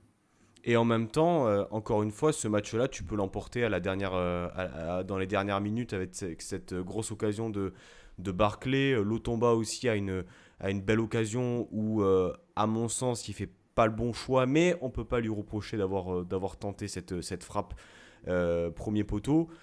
Encore une fois, voilà, quand tout va mal, t'as pas ce brin de réussite, ces 10 centimètres qui font la différence. C'est c'est compliqué. Les gars, moi j'ai une question à vous poser, Pseman. Qu'est-ce qu'on doit attendre de cette saison-là, à l'heure actuelle? Est-ce que cette saison, elle est jetée? Alors, mathématiquement, bien sûr que non. Mais est-ce qu'on peut se relever d'un début de saison où l'OGC Nice est 13e de Ligue 1 et à 12 points, à gagner de mémoire, alors j'ai pas le classement sous les yeux, mais 4 ou 5 matchs officiels depuis le début de saison. Euh, c'est un bilan qui est très très faible. Est-ce qu'on peut se relever de ça? Bah, ça dépend ce que tu attends par se relever, 3 mais matchs, est-ce qu'on 3 peut se matchs faire gagnés en mieux? Ligue 1. 3 matchs gagnés en 11 matchs de Ligue 1. Et deux en Europe. Mais ouais, c'est ça. Ça dépend ce que t'attends par se relever. On peut faire mieux, c'est sûr. Enfin, on peut pas faire pire, de toute façon. Mais après, sauver la saison, enfin, je sais pas, pour moi, on fera pas mieux qu'un top 10, hein, allez, qu'un exploit en top 8, quoi. On a trop de retard, déjà. Et ça va pas changer du jour au lendemain. C'est pas comme si on se disait, je sais pas, la saison elle vient de commencer, ou on a plein de joueurs blessés, ou on attend la fin du mercato, ou je sais pas quoi. Non, c'est bon, la saison, elle est lancée, et largement lancée. Il y a zéro progression depuis la première journée pour moi. On n'est pas tous d'accord là-dessus, mais moi, je trouve qu'il y a zéro progression, voire même on régresse. Genre là, sur les derniers matchs, on disait ouais, ça va un peu mieux contre Paris, contre Troyes, contre Slovako, et puis contre Auxerre, c'est n'importe quoi. Donc, pour moi, la saison, elle est finie. Et ça me fait chier de dire que la saison, elle est finie à la 11e journée, mais elle est finie. Genre, j'en attends rien. J'attends déjà la saison prochaine et ça me fait chier. Mais voilà. Après, je suis Et- peut-être trop pessimiste, mais je vois pas je vois pas ce qu'on peut sauver, en fait. Est-ce qu'on se, Et là, est-ce qu'on serait pas véritablement dans une saison de transition flow finalement parce que tu te restructures en interne, tu fais venir un DG, un DS, pas forcément au meilleur moment de la saison, mais au moins tu le fais. Là, véritablement, c'est une saison de transition. Une de plus. Alors pour moi, la saison, elle n'est pas finie. Tout simplement parce que c'est une année spéciale qui s'appelle une année Coupe du Monde, que l'année va être coupée à la 16e journée, que tu n'as aucun international dans le vestiaire qui va jouer la Coupe du Monde. Donc tu vas avoir ton groupe complet pour travailler pendant 1 mois et demi, alors que d'autres équipes de Ligue 1, notamment les équipes qui ont beaucoup d'Africains, eux vont être engagés avec, que ce soit avec le Sénégal, avec la Tunisie, avec le Maroc, ça. Même certains joueurs dans d'autres équipes qui vont devoir y aller à cette Coupe du Monde. Toi, on va dire ton avantage, c'est que tu as 1 mois et demi pour travailler, vraiment. Donc, en fait, ta prépa, elle va être là. Et après, il va te rester une ligne droite, parce que pour moi je pense qu'on passera pas la poule de Conférence League. Mais il va te rester une ligne droite où tu vas avoir, si je dis pas de bêtises, 38 moins 16, 22 matchs où ben, tu auras travaillé pendant 1 mois et demi. Il faudra rien attendre de ce mercato d'hiver, ça par contre. Il va falloir espérer de l'effectif actuel. Parce que, comme tu l'as dit, Pancho, et moi, c'est ça qui me choque le plus, en fait. C'est que tu as dit que, je sais pas comment on prononce Gisolfi, je sais pas si vous avez la prononciation, est parti de lance avec le mercato hivernal bouclé. On en est où, nous, du mercato hivernal? Bah écoute, pour le coup, je pense véritablement que c'est pas pour être optimiste ou quoi que ce soit, mais je pense véritablement que ça va bouger lors du mercato Mais hivernal. ça va bouger, mais ça va être des pistes encore, pour moi, ça va être des pistes encore à l'arrache parce que tu prépares pas un mercato en 2 mois. C'est pas Et possible. surtout, c'est pas Tu as mis- normal d'attendre quelque chose du mercato d'hiver quand tu es en octobre et que tu as fini ton mercato estival en septembre. Un mais tu mois l'as après, tu es déjà en train de dire on va commencé. rattraper au mercato d'hiver. Tu avais 3 mois pour le faire ton mercato. Ton mercato, tu l'as commencé. En fait, tu as eu deux mercato d'été. Tu as le premier qui avait été préparé par Julien Fournier, qui était très alléchant. Parce que j'ai eu la chance d'avoir des noms qui étaient très alléchants. Les Agadou, les Awar, tout ça, c'était des pistes Fournier qu'il a décidé d'effacer quand il est parti du club. Mais c'est ces pistes-là. Alors après, ça allait se faire. Est-ce que ça allait pas se faire? Ça, on ne pourra jamais le savoir. Mais c'est des pistes très intéressantes. Et derrière, tu as une deuxième phase qui a été reprise derrière, où ben, au final, ton vrai mercato, tu l'as fait début août, en fait. Et c'est pour ça que tu avais arrivé une incohérence de joueurs d'affilée fin août, avec des Sorensen que tu ne verras jamais jouer, à part si tu as une pénurie derrière. Lui, il a été pris pour le nombre. Avec Barclay qui a été pris dernière minute comme un joker en mode bon, ben, on vous ramène un joueur et on va espérer qu'il ait gardé son football de première ligue parce que sinon, c'est la cata. Voilà, je veux dire, tu n'as aucun mercato qui a été préparé en fait avec Kasper Schmeichel qui a été pris à Aucune dernière. anticipation. Ben non, parce que tu as viré ton DS fin juin, début juillet, donc tu pouvais rien anticiper. La cellule de recrutement, tous les joueurs qu'elle avait observés, on leur a dit les gars, on déchire tout, on repart table rase. C'est-à-dire que les mecs, pour recruter des gars, ils se sont basés, même pas sur des matchs réels, ils se sont basés sur des vidéos, des bouts de matchs, parce que tu n'avais plus de matchs à cette période de l'année, vu que tu étais en trêve estivale. T'imagines comment tu as fait ton mercato? C'est comme si toi, tu prenais Football Manager et tu faisais ton mercato, en fait. Mais pour le coup, ils ont fait pareil que toi. Il faut se dire à quel point ça manque de professionnalisme. Et là, tu arrives en hiver. Et normalement, ton mercato d'hiver, généralement, tu as 2 recrues à cibler. Donc, tu le fais fin octobre, mi-novembre à peu près, tu sais déjà les mecs que tu vas prendre. Mais là, c'est pas 2 mecs qu'il faut prendre. C'est 5 ou 6 joueurs. Et oui, tu as raison, c'est encore de la transition parce que tu vas repartir. Mm. Mais pour moi, la saison, elle n'est pas morte. Parce que tu vas avoir 1 mois et demi pour travailler avec un effectif qui ne partira pas. Et moi, mes objectifs, je veux qu'ils assument parce qu'il y en a ras-le-bol des belles paroles. Et donc, les objectifs, pour moi, il faut qu'elles soient atteintes à la fin de la saison. C'est un top 6 et au moins un huitième de conférence league. Sinon, ben, moi, je veux des têtes qui tombent. Voilà, tout simplement. Parce qu'à un moment donné, les discours, c'est beau, mais il faut des actes. Donc maintenant, ils vont assumer, ils vont arrêter de se cacher derrière un truc de transition et on veut un top 6 et un huitième de finale de conférence league. Sinon, ils peuvent rester chez eux pour la saison prochaine ou partir dans un autre club. Parce qu'il y en a ras-le-bol. Ça fait 4 ans maintenant qu'on se fait prendre pour des idiots. Franchement. Et est-ce que accomplir ces objectifs-là passera par justement un changement d'entraîneur? je vous avoue que moi, parce que je suis d'une impolitesse notoire, je vais commencer par donner mon avis. Euh, c'est trop facile. C'est trop facile. Parce que effectivement, c'est l'une des composantes de la situation actuelle. C'est peut-être pour moi la moins coupable, la moins responsable. Mais en même temps, aujourd'hui, quand on connaît le football actuel, quand on voit ce qui se passe aussi dans les autres équipes, Dalloglio, Derzakarian, Furlan, etc., pour diverses raisons, on s'aperçoit que c'est l'entraîneur qui saute. Bon, dans ce contexte-là, est-ce qu'on va continuer à faire confiance à Lucien Favre, lui donner du temps? Moi, je trouve que on lui a pas donné encore assez de temps. Voilà, on va aller jusqu'à la trêve Coupe du Monde, ça c'est sûr. Mais la déclaration d'après-match, elle est, alors peut-être qu'elle est en décalage et qu'il se cache derrière des excuses, j'en sais rien. Mais elle est lunaire. Elle est lunaire. Ce match, je sais pas ce que t'en penses. Est-ce que t'accordes de l'importance encore à ces sorties médiatiques? Mais ça montre un décalage avec le terrain et l'autosatisfaction des acteurs en fait. Et c'est ça et ça moi aussi qui me fatigue quoi. C'est que on est un petit club pour l'instant. Ouais, bah après, moi, je l'ai dit depuis le début, hein, l'histoire du projet sur 2 ans. Enfin, moi, depuis la première journée, ça me dérange quand Favre il dit on est sur un projet sur 2 ans.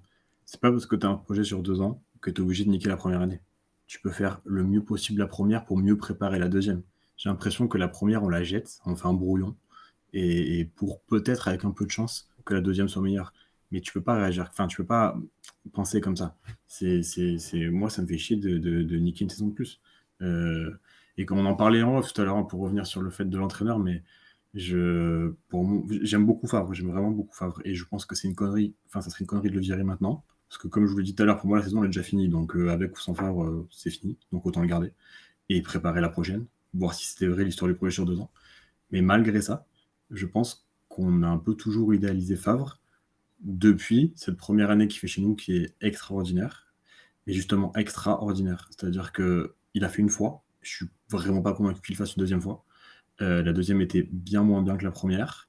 On finit sur une 9e place qui est clairement pas un exploit avec l'effectif qu'on avait.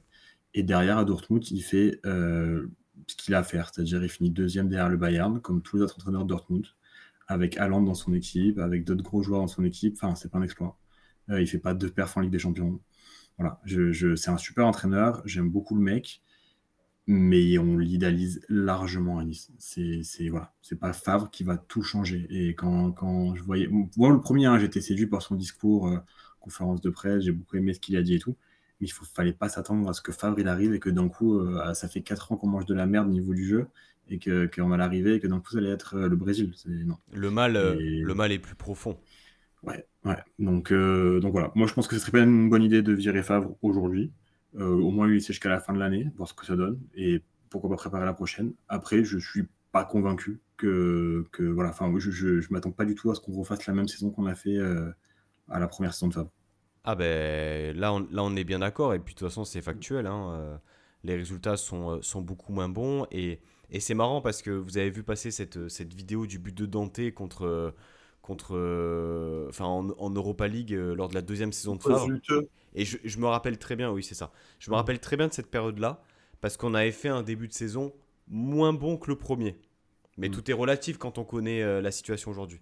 Et je me souviens que Favre se cherchait tactiquement et que c'était l'un des tout premiers matchs avec un 4-4-2 à plat à l'époque. Putain, mais c'est pas possible. À l'époque, on était tellement dur.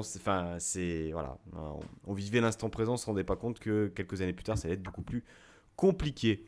Je suis d'accord, on a trop tendance à croire que 16-17 c'est la norme pour Favre alors que c'était une saison exceptionnelle. Je pense que vous êtes tous plus ou moins d'accord sur ça. Vu la situation dans laquelle on est, autant garder Favre et prendre un autre entraîneur ne changerait pas grand chose.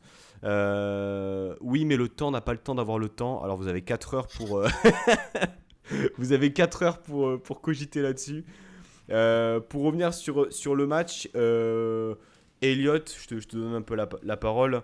Peut-être juste des tops et flops en pagaille s'agissant des deux équipes.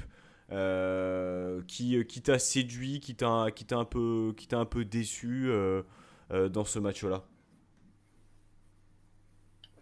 Alors, je vais commencer par Nice. Bon, j'ai noté des joueurs qui m'ont plutôt plu, plutôt bon.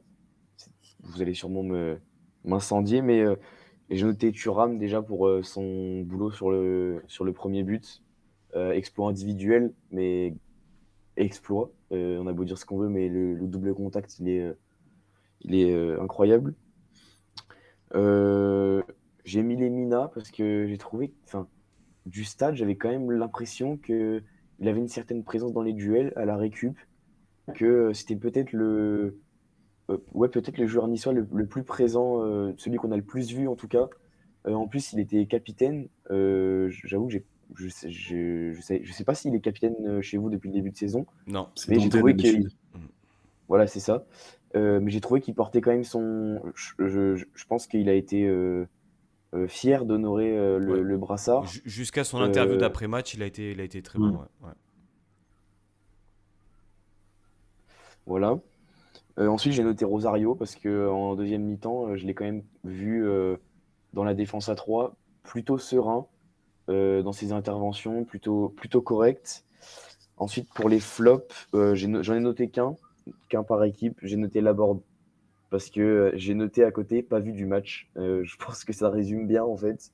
C'est qu'il a été inexistant, complètement inexistant. D'ailleurs, je ne sais pas si vous avez la stat, mais je crois qu'il n'a pas frappé au but. Je crois qu'il a. Je sais C'est pas possible, ouais. si. Non, je crois qu'il n'a pas frappé au Je me souviens but. pas de frappe, donc ouais, c'est possible. Bah ouais, c'est. Franchement. Et après, pour la GIA, j'ai noté Dacosta. Mm. Dacosta pour son but, mais Dacosta pour sa saison parce que c'est l'homme fort.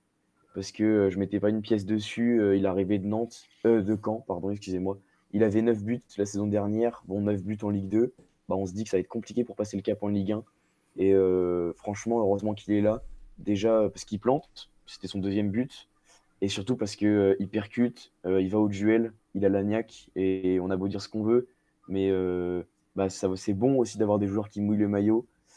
Contrairement à Niang, alors moi je ne m'acharne pas du tout sur Niang, ça l'a sifflé au stade dimanche quand il est rentré. Pour moi, faut pas faire ça, c'est un attaquant qui est en manque de confiance. Alors oui, Niang, c'est le bling-bling, ces trucs. Oui, Niang, c'est le mec qui court pas. J'espère que ça va changer d'ailleurs avec le nouvel entraîneur.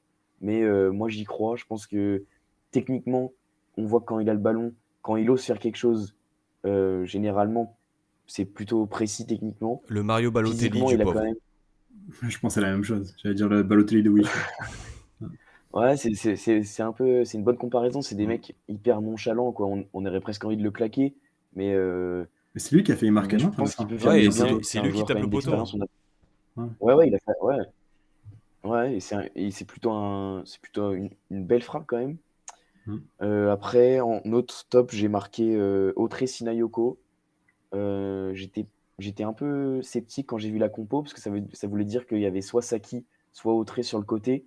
On sait que Autré, il aime bien jouer à gauche, mais il est nul à gauche parce que ben il est lent, il fait son âge, mais il a plutôt une bonne vision de jeu. Ça, c'est un joueur qui a réussi à se mettre au niveau parce que la saison dernière, il nous fait une saison catastrophique.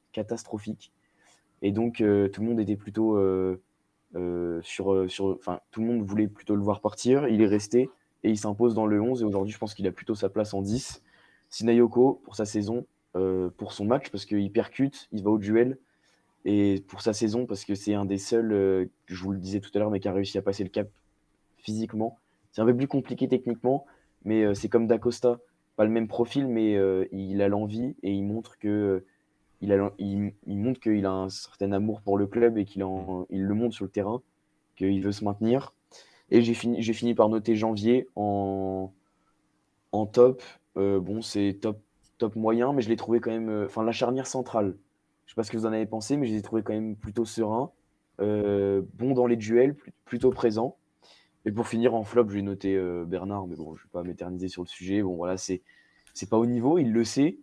On prend 2-1 à Clermont, le coach qui prend rouge et tout ça, le mec qui sort en interview d'après-match, hein, même pas en conf, juste il est encore sur le terrain, il dit ouais, la défaite, bon, il nous faudra, moi je suis père de famille, il me faudra un contrat l'année prochaine. bon, voilà, Ah ouais, on c'est pense chaud. qu'on en veut, mais voilà. Ouais, Ouais. ouais, c'est un peu chaud, ouais. J'ai bien aimé Et Jubal, bon, ou voilà. Jobal, je sais pas comment on prononce, mais j'aime bien. Ouais, Joubal, ouais. Bah, c'est un mec qui a de l'expérience. Il a joué la Coupe d'Europe avec Boavista. Ouais, si je me trompe pas, c'est Boavista il y a 3 4 saisons. C'est une des seules recrues, on va dire, où bah, on a osé quelque chose et on a réussi le pari. Et du coup, on sort du National 1, Ligue 2, Ligue 1, fin de contrat, 35 ans, enfin entre 30 et 35 ans. Enfin, on sort un peu ce modèle-là. Et ouais, ça réussit parce que bah, c'est un des tauliers c'est même, je dirais, le taulier de la défense et c'est un des tauliers de l'équipe. Hmm. C'est vraiment un patron et c'est un des seuls joueurs de l'équipe et de l'effectif qui a le niveau pour la Ligue 1. Hmm. Voilà. Flo, si tu peux sortir un top ou plusieurs et des joueurs qui ont déçu, même si je suppose qu'il y en a pas mal, objectivement sur ce match côté niçois, tu en penses quoi? Top, pour moi, l'homme du match, c'est Sinayoko. Hmm. Voilà, très clairement. Top, si je dois en sortir trois, je mets Sinayoko, Lotomba, parce qu'on a beau le critiquer, mais c'est le seul qui t'a amené quelque chose dans ce match, un peu de folie, même si elle est pas très belle à voir, mais au moins il a essayé. Et Autré, parce que c'est le régulateur du jeu auxerrois. Et en flop, si j'en ai trois à mettre, ben, je vais mettre Laborde, je vais mettre Barclay et je vais mettre Saki. Pourquoi? Parce que c'est un joueur dont j'attends beaucoup à Auxerre, qui pour moi doit être le dépositeur du jeu qui est Autré, qui pour moi est techniquement l'un des seuls joueurs qui techniquement a le niveau Ligue 1 du côté de la GIA, mais qui sur ce match-là, alors qu'il avait des espaces et de quoi se montrer, ben, je l'ai trouvé en dedans, très discret. Voilà, c'est mon avis. Après, Ok. Ouais, juste pour réagir sur Saki, il a fait 5 6 très gros matchs où en fait il a vraiment montré son importance dans le jeu. Et c'est vrai que ça fait bah, du coup 5 matchs, on va dire qu'il est un peu plus en dedans. En fait, c'est un joueur qui a toujours été irrégulier. Il a toujours été irrégulier, même en Ligue 2. Il pouvait sortir des grosses perfs et après sortir des matchs plus en dedans. Bon, je pense qu'il a toujours sa place dans le 11 à voir parce qu'avec le changement de. Si le prochain entraîneur arrive avec un 3-5-2 ou un 4-2-3-1, il sortira sûrement du 11 ou au trait parce qu'il faudra mettre 2-6, 1-10 et il n'y aura pas la place pour Esaki, et Touré, et Raveloson et Autré et tout le monde, quoi. Donc, je pense que la concurrence va lui faire du bien. J'espère qu'il va rester dans un bon état d'esprit. Et ouais, c'est vrai que techniquement, par contre, c'est un super joueur de l'effectif.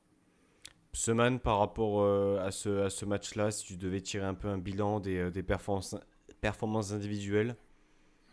Ouais, je vais me concentrer sur Nice parce que j'avoue que j'ai pas analysé les performances individuelles d'Auxerre. Mais en top 3, même si c'est compliqué, je mettais à peu près les mêmes que mes collègues, c'est-à-dire Lemina, Lotomba et Thuram. Thuram, ça a été surtout sur une action, mais voilà. Lemina, c'est clairement le meilleur joueur depuis le début de la saison, il n'y a rien à dire. Il est tout le temps là, il fait jamais des mauvais matchs, c'est le seul qui a état d'esprit irréprochable avec Todibo. Donc capitaine mérité, et il a très bien joué son rôle de capitaine. Et en flop, Viti, je ne l'ai pas trouvé exceptionnel sur ce match. Il n'a pas été mauvais, hein, mais il a perdu pas mal de ballons qui auraient pu être dangereux. Il a loupé des passes. Ce que j'aime bien, des fois, il se projette vers l'avant, mais c'est aussi dangereux. Et les deux ou trois fois qu'il a fait dans ce match, il a perdu le ballon et ça a amené des contre-attaques assez compliquées. Donc je lui en veux pas parce qu'il vient d'arriver et lui, au moins, il tente. Mais sur ce match-là, c'était un peu compliqué. Et après, ouais, forcément, Laborde qu'on n'a pas vu du match, malheureusement. Et après, je sais pas, je pourrais tous les mettre en troisième flop. Franchement, il n'y en a pas un pour ce lot, quoi. Ouais, je peux vous poser une question. je t'en prie, Flo. Comment Barclay peut faire 90 minutes sur le terrain? C'est vrai que Barclay, ouais, Barclay. Non, Bah, mais comment? Parce je que trouve. Laborde, encore, je sais qu'il n'y a pas d'autre neuf, mais Barclay. Bah, alors, je suis d'accord. Enfin, je suis d'accord pour dire qu'il n'a pas été bon. Il n'a pas été bon sans ballon. Les retours défensifs étaient inexistants. On sent que physiquement, il n'est pas prêt. Enfin, en tout cas, c'est mon impression. Par contre, techniquement, avec le ballon, bah, c'était le seul qui a tenté, avec la passe, de casser des lignes et apporter quelque chose. Donc pour moi, c'est un peu dur de lui en vouloir. Après, Oui, mais c'est physiquement, je suis d'accord avec toi, Pancho, mais quand tu sais que tu as Ailier sur le banc et que physiquement, il n'arrive même pas à avoir 1 heure de jeu, tu vois, même pas je suis d'accord réessayé avec avant. toi. Je suis d'accord avec toi pour dire par contre que 90 minutes, c'est pas normal. D'autant plus que il n'a pas suffisamment enchaîné pour être prêt 90 minutes. Mais ouais, oui, c'est étonnant, c'est étonnant. Moi, je comprends pas aussi pourquoi BKBK ne rentre qu'à la 85e. Quand tu Tu fais une vois très bonne entrée, hein. l'intensité, ouais, je suis d'accord, l'intensité qu'il a mise sur les 10 petites minutes, on va dire, qu'il a joué, c'est très très étonnant. Mais Mais s'il fait 10 minutes de plus, je le mets dans les tops, hein, BKBK, mais je rigole pas, hein, parce qu'il a plus montré lui en 10 minutes sur le terrain. Mais ça moi, je suis désolé, mais là, c'est là où j'en veux à Lucien Favre, parce qu'il n'a pas l'effectif qu'il souhaite. Ça, je suis d'accord. Et moi, pourtant, je suis un pro Lucien Favre, mais vraiment. C'est-à-dire qu'à la mort, j'irai avec Lucien Favre. Mais par contre, quand tu vois que des mecs comme Raressillier et BKBK, mais leur gestion, elle est catastrophique.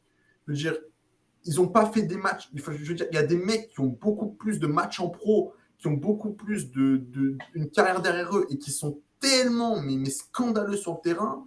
Et genre des petits jeunes comme ça qui font un match sur deux bons, où tu sais qu'ils ont besoin de régularité, donc peut-être pas les mettre titulaires, mais au moins les faire rentrer chaque fois 20-30 minutes à chaque fin de match. Un coup, tu les vois, un coup, tu les vois plus pendant X temps. Je veux dire, pour moi, ces deux joueurs, Ouais, ils ont mais un le problème, c'est que tu joues à deux milieux et que tu as Ramsey à faire jouer, tu as Barclay à faire jouer. Enfin, on Je suis a d'accord, mais acheté Ramsey 50 milieux Barclay, cet comment tu été. peux le mettre dans un milieu à deux, ce man? Ah, moi, je dis pas que je suis Comment? d'accord, mais Comment c'est possible? le truc, c'est que tu as pris Ramsey, tu es obligé de le faire jouer maintenant. Ramsey Ouais, mais et Ramsey, Barclay, moi, ça me dérange c'est pas, pareil. il sert. Mais comment tu peux te dire, je vais mettre Ramsey dans un milieu à deux? Là aussi, c'est une incohérence. Comment tu ouais, peux te je dire, suis, je, je- ah, je suis assez d'accord. Je suis assez d'accord pour le coup il parce n'a que pas le volume de jeu? si tu recrutes autant de milieux axiaux, admettons, c'était pas vraiment la volonté de Favre, admettons, on va pas rentrer sur ce sujet-là, mais tu les as ces milieux à l'instant T. Donc c'est des joueurs qui sont assez talentueux, hein, du moins sur le papier. Il faut aussi adapter son dispositif. Aujourd'hui, tu focalises tes forces dans un dispositif où tu as des joueurs qui jouent piston, mais qui n'ont pas le profil piston, hormis Atal et on va dire Brian, Brian. à la limite. Mais c'est trop léger. C'est trop léger. On a une question qui est intéressante. Alex qui nous demande ce qu'on a pensé de la rentrée d'Antoine Mendy. Par contre, les touches longues d'Antoine Mendy. Ouais. Oh, Il a fait faire une passe D sur la première. Oh là. Je sais plus c'est la board, je pense. Si la board il touche le ballon de la tête, ça peut faire passe D. Là. Incroyable. Mais Mm. rentrée, je sais pas ce que vous en avez pensé, plutôt intéressante. Il s'est pas caché, il n'a pas perdu, de ballon. Il rentre dans un poste de latéral droit dans une défense à 5. Pseman, t'en as pensé quoi d'Antoine Mendy? Bah, ça a l'air pas mauvais. Après, on peut pas juger sur le peu qu'on a vu, mais j'aimerais bien le voir. Enfin, je veux dire, on est dans un moment où on a une équipe qui tourne pas du tout, où ils sont tous plus mauvais les uns que les autres, et tu Mais sens que tu as c'est des ça. jeunes qui poussent derrière, et on leur donne pas leur chance. Je comprends pas. C'est maintenant qu'il faut les T'as- lancer, ces mecs-là. Mendy, tout le monde Mais- dit que c'est un phénomène. Il vient de signer, enfin voilà, il a signé Mais est-ce que pro vous cette année et pensez, machin. est-ce que Pourquoi vous lancer? pensez réellement que le contexte est favorable aussi au lancement Ouais, des pour jeunes? Bah Slovakova, si, le texte, il est favorable, non par mais exemple. Mais même, c'est pas quand l'équipe elle tourne à fond que tu vas lancer tes jeunes, parce que bah, si l'équipe elle tourne bien, bah, t'as pas besoin de tenter autre chose. Là, quand une équipe elle tourne mal, mais lance-les maintenant. Les mecs, ils ont rien à perdre, ils vont rentrer avec de l'envie, avec la rage au ventre Voilà, pour c'est essayer de rentrer, montrer c'est ce pas qu'ils les ont. lancer, c'est comme il dit Ouais, Pseman, ouais, c'est ouais. rentrer. Je suis Au désolé, moins, ils ont envie. Le mec qui fait son premier match en pro, forcément, il va avoir envie, il va rentrer, il va tout casser. un Mendy, Après, un ça Bonani, réussit, un pas réussi. Belayan, même Ouais, parce ouais. que j'inclus même Belayan, je suis désolé, ces Mais trois moi aussi, mecs-là, j'ai adoré sa prépa. J'ai adoré sa prépa. Il fait une prépa de fou. Belayan, Il a une actuellement, tactique de fou. physiquement, techniquement, il n'est pas moins juste qu'un Pablo Rosario, il n'est pas moins juste que d'autres joueurs qui actuellement sont sur le terrain et ne montrent rien depuis X matchs. Ouais. Je veux dire, Et si tu Boanani, c'est Boanani qui s'appelle. ouais, Il enchaîne Bonani, il enchaîne les buts Gaston avec N3. Moi, la réserve. Ouais, voilà. je Et parle avec Nico, il suit même la pas une minute de N3. jeu. Je parle avec Nico, il suit la N3. Il me dit, mais ce mec-là, mais qu'il soit pas dans le groupe pro, mais moi, avec tous les absents qu'il y a, groupe complet, tu peux comprendre. Si ton équipe, elle tourne bien devant, le groupe, mais là, elle tourne pas, et t'as 4 attaquants, et il n'est même pas dans le groupe. Non, faut arrêter. Faut arrêter. Et après, on me dit, les jeunes, c'est la politique à mettre en place, faire des jeunes, arrête de nous prendre pour des cons, s'il te plaît. T'as 4 attaquants à limite, tu mets pas de C'est jeunes. bizarre parce que Favre, sa première année, premier match de championnat, il titularise Marcel et Sarr, qui avaient 0 minute de Ligue 1. Oui, parce Paul qu'il a, Wade, il a aussi, personne d'autre. aussi, hein. Il a personne d'autre, Pseman, surtout. Ouais, mais il les a mis sans broncher. Et Sarr, il marque premier but en pro pour son premier Et contre match. l'Ajax, hein, Marcel. Hein. Contre l'Ajax. Hein. Ouais. Et Marcel, il nous qualifie contre l'Ajax. Enfin, je veux dire, ça a été des bonnes surprises. Donc normalement, il n'est pas trop frileux à lancer des jeunes. Mais là, je sais pas, ils ont l'air bons. Bah, en plus, quand on entendait les après-matchs de la prépa, comment il s'appelle, Favre, qui disait au micro de Justice TV là, que Mendy c'était un phénomène, qu'il était super bon, qu'il avait une grosse envie, qu'il avait un coffre énorme, qu'il faisait beaucoup plus que son âge, je sais pas quoi. Et bah au final, voilà, il vient d'entrer maintenant parce que tu avais Attal qui était blessé et tout. Mais donne-lui la chance avant. Enfin, moi, je suis pas sûr que Lotomba soit bien meilleur que Mendy. Hein. Et puis il lance Ganago aussi contre Naples en barrage de Ligue des Champions. Ouais, aussi. Mais après, est-ce qu'il ne reçoit pas des instructions de plus aussi? Moi, ça, ma question. Mais c'est ça, là, je dis. là, Le truc, là, on est clairement sur de la sur de la fiction. Peut-être que oui, peut-être. Mais déjà, sur peut-être que- Schmeichel, on le sait, Pancho. Sur Schmeichel, déjà, on le sait. Donc, quand tu C'est parles de ce sorti, principe, c'est sorti, ça a été démenti. oui, mais c'est ressorti derrière quand Je suis même. plus d'avis effectivement de dire il n'y a pas de fumée sans feu, effectivement. Ça fait Mais 2 fois que ça sent la rumeur en Schmeichel. attendant, RMC. en attendant, il y en a qui adorent, on va dire, remuer un peu tout ça dans les Ouais, mais ça, situations Pancho, compliquées. ça, je suis d'accord, mais non, en fait. Parce qu'à un moment donné, je suis désolé, mais quand ça remue, c'est qu'à un moment donné, c'est vaseux. Tu vois ce que je veux dire Oui, ou mais pas? le problème, Faut arrêter de s'en Flo, prendre aux journalistes. le Putain. problème, Flo, pour moi, c'est que ça doit pas sortir.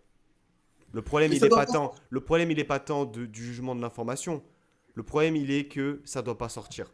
Et Mais Pancho, si demain, qui tu fais une aujourd'hui, connerie non au mais travail et que ça sort. qui aujourd'hui fait le tampon entre les joueurs et la direction? Personne. Le problème, il est là. Le problème, il est là. Je suis d'accord avec toi, mais si demain, toi, tu fais une connerie au boulot et que ça sort, ben t'assumes. T'as fait une connerie, t'as fait une connerie. Tu vois ce que je veux dire? À un moment donné, si t'es propre dans tes baskets, on parle pas d'une erreur sportive, on parle pas d'une erreur de choix. On parle d'erreur de comportement. On parle d'amateurisme. À un moment donné, quand tu fais pas ton taf, que tu pointes pas à ton boulot, et il y a quelqu'un qui va venir te dire, écoute, ou je sais Oui, pas mais moi, est-ce que ce serait sorti si Schmeichel avait été bon sur le terrain? Pas sûr. ben non, Eh mais c'est oui, toute la eh oui. situation qui fait que. Eh oui, mais voilà, mais justement, tu le dis toi-même, c'est la situation anxiogène négative qui fait qu'il y ait certaines choses qui sortent. Enfin, Oui, mais si t'es pro dans tes bottes, que tu fais ton taf comme il faut, la question, c'est pas de se dire est-ce que ça doit sortir ou pas. C'est que ça doit pas être fait de toute façon, que Moi, ça je suis sorte ou que ça d'accord. sorte pas. À un moment alors, donné, Puis c'est ça, mais c'est un cercle vicieux parce je pense qu'effectivement, on serait très surpris de voir à quel point il y a certains joueurs dans des groupes, dans des clubs qui ont ce pouvoir et je pense pas que ce soit quelque chose de nouveau. Seulement, là, c'est sorti et ça n'a pas lieu de sortir. Pour moi, on a dévoilé quelque chose qui existe dans d'autres clubs, mais seulement là, ça vient compléter déjà quelque chose de très négatif. Voilà, tout mais moi, simplement. en tant que supporter, je suis content de le savoir parce que je peux me faire un avis de la situation. Bah, Parce que, mais je parce que comprends sinon, mieux moi, certaines choses je après aussi. vais Hein. me prendre pour un jambon à un moment donné. Semaine, excuse-moi, je te laisse parler. Non, mais c'est ça, mais je suis d'accord avec vous deux, mais au final, c'est un cercle vicieux. Si c'est vrai, et moi je pense que c'est vrai, peut-être pas autant, mais il y a du vrai, c'est sûr, que le mec il arrive, et il fait pas ses entraînements comme il faut, il fait pas ses échauffements comme il faut, il mange pas la même chose que les autres, je sais pas quoi. Au bout d'un moment, ses collègues ils vont dire oh, déjà que t'es mauvais sur le terrain, si en plus tu casses les couilles avec le groupe, voilà. Et quand t'as un journaliste qui va venir les voir en mode comment ça se passe avec Michael, il va pas te dire bah super. Et puis surtout que Pancho, par rapport au poste de gardien, parce que c'est là où c'est sorti, va pas chercher midi à 14h. Moi, j'ai pas d'infos, hein, mais je pense savoir que c'est qui l'a sorti, hein, cette information-là. À mon avis, c'est l'agent de Bouka. Mais si c'est sorti par là, c'est normal. Le mec, tu lui promets une place de titulaire, d'accord? Donc avec lui, t'es pas réglo. ouais, mais Tu le prends pour un jambon, je fais tourner comme un saucisson, et derrière, tu ramènes un mec qui est en surpoids, qui fait pas ses matchs et qui en plus réclame de jouer à sa mais place. c'est pas la solution, Flo. Pour Mais moi, c'est pas la solution. Moi, c'est je pas la peux comprendre. solution. Mais moi, Et demain, ça je par suis dans contre, l'entourage de autant je suis. Bouka, je la sors l'info, je te le dis, parce Mais qu'à un moment non, donné, c'est pas la je pense solution. qu'il y a des intérêts, mais c'est sûr. Autant je suis pro Boulka, mais autant l'histoire de qui on lui avait promis la première place, enfin je veux dire le poste de numéro 1, si Boulka s'il est pas trop con, il sait très bien qu'il n'aura pas la place de Mais numéro 1 c'est quand surtout t'as que un c'était D'accord, un mais il y a gardien. moins de concurrence saine. C'était Moins de sous concurrence Fournier et saine. sous Ouais, Galtier. mais Vous voyez ce que je veux je veux dire? dire, les noms qui sortaient depuis mai-juin, c'était Sommer, Schmeichel, tout ça. Enfin, voilà, il ne faut pas prendre un Je mec suis comme ça d'accord pour avec mettre toi, du mais au moins une titulaire. concurrence saine, ce man. Je veux dire, à un moment donné, Ouais, quand non, le mais mec je suis est au d'accord. Mais niveau, je crois pas qu'on ait dit soit Boulka, soit son agent, tu signes à le la limite, contrat, tu as tu es numéro raison. 1 ou numéro 1 bis.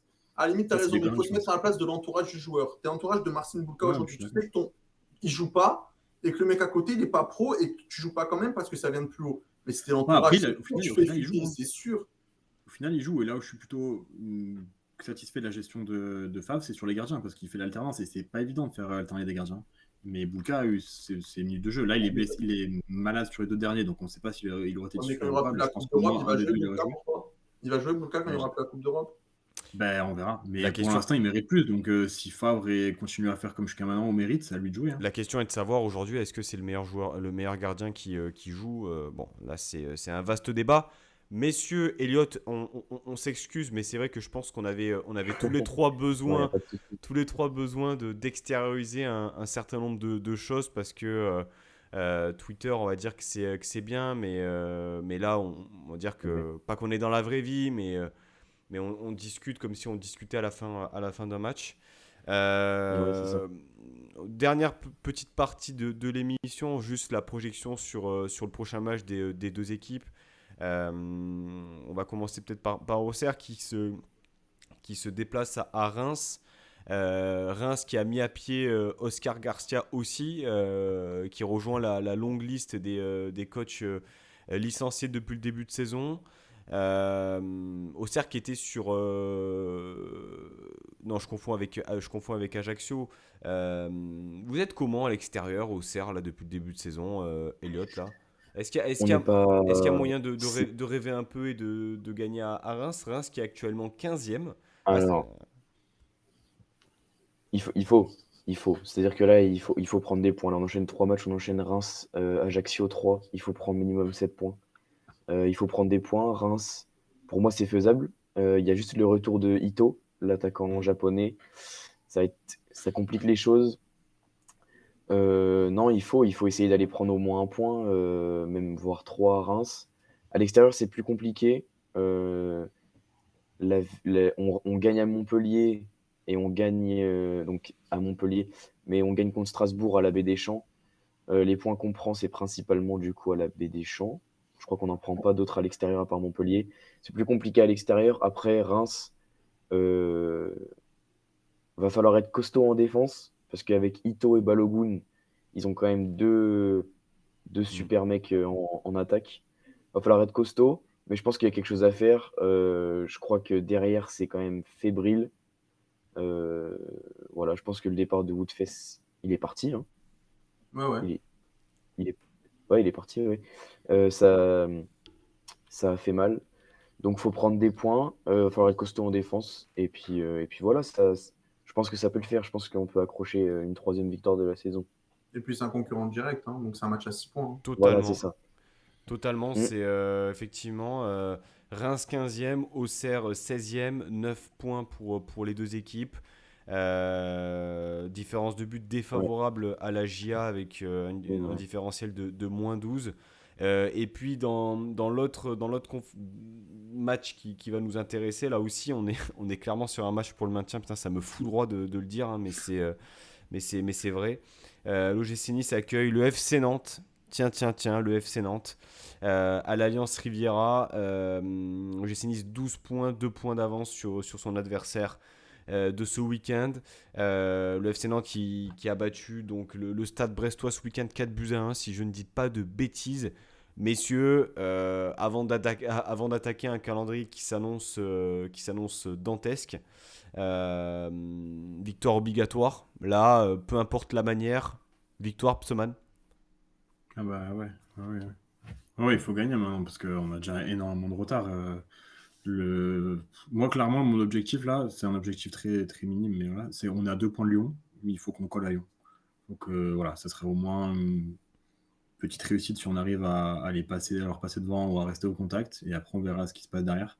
Mais c'est l'objectif que je vois pour l'instant, c'est ça, parce que voilà. Mais ouais, il faut rattraper le wagon de devant et au moins on va dire des 8 premières places le plus vite possible parce que avant la trêve, quoi. Parce que sinon après tu peux plus rien espérer du tout. Flo. Ben, en tant que supporter, je peux jamais souhaiter la défaite de mon équipe, mais je me demande si tu te craches pas contre Nantes et le Partizan, ben, t'es pas obligé de tout changer. Plutôt que si tu gagnes contre Nantes. Je me dis que si tu perds contre Nantes et le Partizan, ça fait une semaine catastrophique et là, tu es obligé de tout changer parce que tu n'as pas d'autre solution et que tu as encore ta finale à Cologne. Donc, dans tous les cas, tu auras une finale pour la qualif. Et que si tu gagnes contre Nantes, ben, tu vas être encore dans l'entre-deux. C'est-à-dire, il y a peut-être du mieux, mais peut-être pas. Et est-ce que c'est peut-être pas le plus dangereux d'être. Je préfère être dans l'entre-deux à la 13e journée et être une place de relégable qu'à être sur l'entre-deux à la 30e, quoi. Donc je sais pas quoi en penser. Je sais pas quoi en penser. Je sais pas. Oui, bien sûr, je veux voir mon club gagner, mais sur le long terme, ça va être quoi l'impact, quoi? Est-ce que vaut mieux pas un crash total dès cette semaine? Moi, Bah, genre, le crash, il a déjà eu lieu, hein. Slovako, Ouais, pour non, moi, mais mais c'est moi, c'est c'est un crash crash, total, hein. C'est un crash, hein, Slovako. mais pour moi, t'as pas encore touché le fond. Mais je te le dis vraiment. Ouais, ben, si le Dans fond, le jeu, c'est. oui, mais pas en termes de résultats, hein. Ouais. Non, mais faut prendre notre revanche contre Nantes, nous dit Romain. Le truc, c'est que effectivement, il y a quelques mois de ça, on jouait une finale de Coupe de France. C'est quand même fou de se dire que c'était l'année dernière. Enfin, l'année dernière. La saison dernière, plutôt. J'ai un doute sur le fait qu'il y ait cet esprit revanchard dans l'équipe, tellement je les trouve apathiques, sans âme et sans émotion aucune. Après, tu vas Euh, peut-être me prendre pour un fou, mais est-ce que cette équipe-là, c'est pas une équipe de coups? Parce que tes deux meilleurs matchs, au final, c'est ta mi-temps contre Cologne, où j'ai vu l'équipe qui a proposé le plus d'intensité qu'on a affronté cette saison, où tu es dans une situation qui est compliquée et tu non, fais. pour moi, Pour moi, c'est une préférence, et non. Paris, hein. Non, franchement, je pense pas. Je pense pas.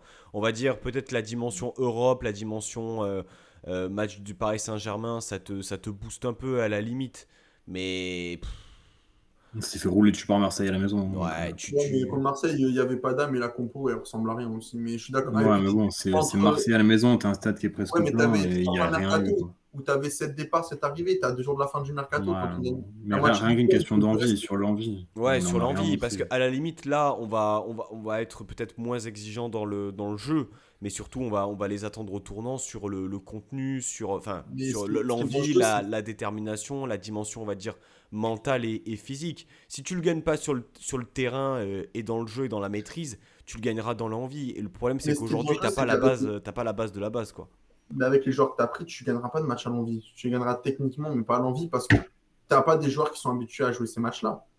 Tu n'as pas de joueurs qui sont habitués à jouer le coup près. C'est des joueurs qui ont l'habitude de jouer des places européennes. Nicolas Pepe, Sofiane Diop avec Monaco, Barclay Ramsey, toute leur carrière, ça a été des Coupes d'Europe. Même Laborde avec Rennes, il a commencé à avoir une bonne habitude.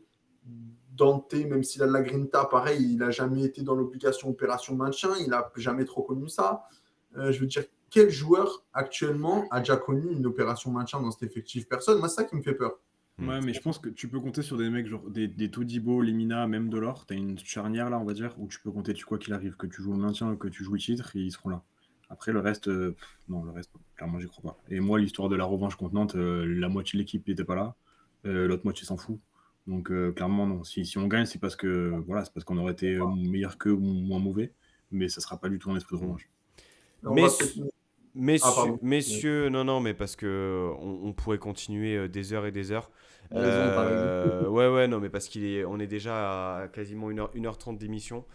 C'était un plaisir, voilà, de parler de ce match-là en compagnie d'Eliott, le supporter auxerrois qui nous a accompagnés ce soir, de débriefer aussi en long et en large la situation actuelle de l'OGC Nice. C'est pas glorieux, c'est pas hyper positif. On espère un avenir plus heureux, même si la tendance elle n'est pas forcément à l'optimisme. Même de mon côté, c'est dire dans quelle situation on est, la communauté.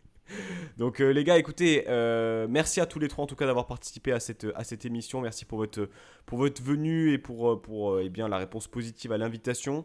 Je vous souhaite une très bonne soirée. Nous, on se retrouve mercredi prochain eh bien, pour débriefer du match Nice-Nantes. Merci aux gens qui ont répondu présent également sur Twitch pour ce jour, on va dire, exceptionnel du mardi soir. On se retrouvera comme convenu les mercredis soirs à partir de la semaine prochaine.